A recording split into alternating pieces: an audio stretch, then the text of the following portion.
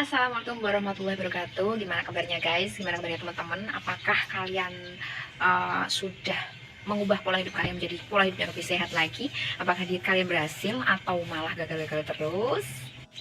Jadi teman-teman, di video kali ini sebenarnya aku nggak niat banget bikin konten ya, karena memang udah lama banget nggak bikin konten dan memang lagi malas ngocak aja sih sebenarnya gitu. Cuman karena memang sekarang lagi gabut, lagi nungguin anak aku bangun dan nggak ada kerjaan banget, ya udahlah bikin konten video aja. Jadi di sini kita cuman sharing-sharing aja bagaimana pengalaman aku. Kalian masih ingat nggak sih tanggal berapa aku mulai diet? Oke, kalau misalkan kalian lupa dan masih belum sempat untuk mengingat-ingat atau masih belum sempat untuk menyimak video aku sebelumnya, ini aku kasih tahu aja kalian ya sekilas tentang perjalanan diet aku. Jadi aku tuh mulai diet pada tanggal 9 September 2020 yang lalu, yang akhirnya berhasil menurunkan berat badan sebanyak 13 kg dalam jangka waktu 2 bulan saja. Jadi pada tanggal 9 November ya, 9 November itu udah berhasil turun 13 kg dari 59-an menjadi sekitar 46 kalau nggak salah, 46 47 gitu deh.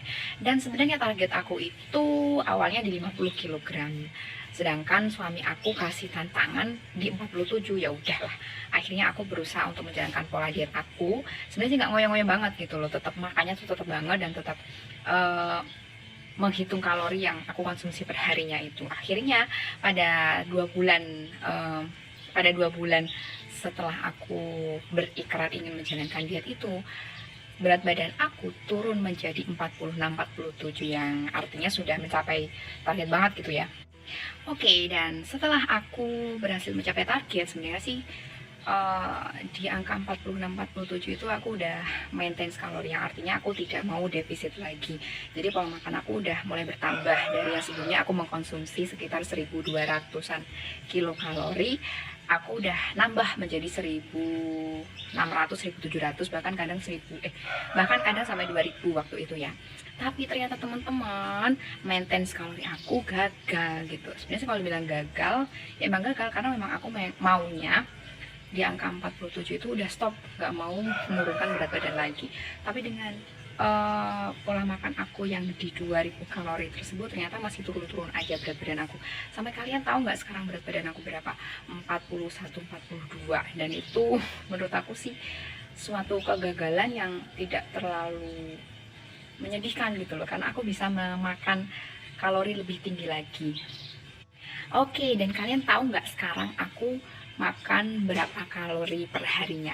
Jadi ini ya, dari 1200 waktu aku tanggal 9 September sampai dengan 9 Desember, terus kemudian maintain kalori yang berada di 2000 kilokalori per hari makanan yang aku konsumsi setiap harinya. Sekarang aku bisa mengkonsumsi 2500 ke atas, bahkan kadang-kadang aku tuh mengkonsumsi 3000 kilokalori. Ya ampun. Benar-benar sesuatu yang sebenarnya menyenangkan, tapi yang menyedihkan juga gitu. Kenapa menyedihkan? Oke, jadi kenapa sama menyedihkan? Karena memang di berat badan aku yang 41-42 ini itu banyak banget yang protes gitu loh. Karena memang terlalu kurus kayak gitu kasarannya. Jadi karena memang aku terlalu kurus, mulai dari ibu aku, suami aku, tetangga aku semuanya pada protes. Ya udah, akhirnya aku memutuskan untuk menaikkan berat badan, cuman gagal juga karena di angka 2500 kilokalori ke atas saja aku masih bisa mempertahankan berat badan aku sampai seminggu ini tuh nggak naik-naik gitu loh. Dan itu sesuatu hal yang sebenarnya menyenangkan, tapi ya ada menyedihkannya juga gitu, karena memang karena aku jarang workout, jarang olahraga, yang akhirnya massa otot aku tidak bertambah dan mengakibatkan ada beberapa bagian tubuh aku yang bergelambir. Dan itu kayak gimana ya, sebenarnya kalau misalkan dilihat sih ya kurang enak juga gitu loh. Jadi seharusnya nih aku udah tahu sih sebenarnya dengan pola makan aku yang memang susah banget untuk dirubah gitu loh, karena memang aku sekarang udah jarang banget makan makanan yang tidak terukur kalorinya gitu, misalnya kayak donat, kayak terang bulan dan sebagainya, kan itu makannya yang tidak terukur kalorinya ya, padahal itu kalorinya tinggi banget loh gitu. Dan aku udah jarang banget kayak gitu. Dan pola makan aku itu sebenarnya juga masih enak-enak gitu, misalkan kayak makan roti gitu ya, makan sari roti yang sandwich itu kan enak juga gitu, tapi terukur kalorinya. Jadi aku biasanya tuh makan makanan yang memang kalorinya udah terukur gitu, kadar gulanya terukur, kemudian ya itu kayak nutrition fact-nya itu semua terukur sampai di angka 2.500 ke atas, bahkan kadang 3.000 kilokalori.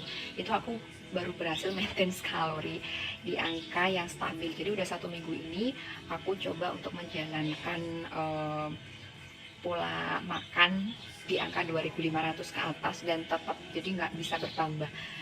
Dan sebenarnya sih aku tahu caranya untuk membuat membentuk tubuh aku itu semakin bagus tanpa harus mengubah pola makan yang memang sudah menjadi keseharian ini.